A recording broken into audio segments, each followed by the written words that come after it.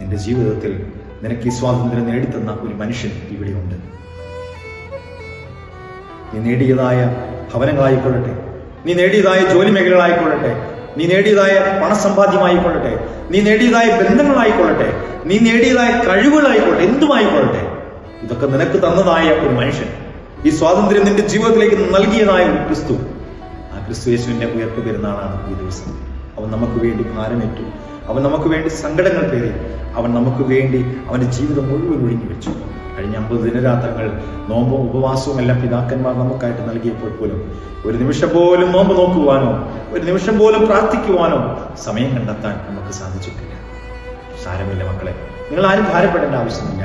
ഉയർത്തെഴുന്നേറ്റ് ക്രിസ്തു തന്നെ പറയുന്നുണ്ട്, നിങ്ങൾ ആരും ഭാരപ്പെടേണ്ട, ഞാൻ നിങ്ങൾക്ക് സമാധാനത്തെ ആശംസിക്കുക, ഞാൻ നിങ്ങൾക്ക് സമാധാനം നൽകുകയാണ്.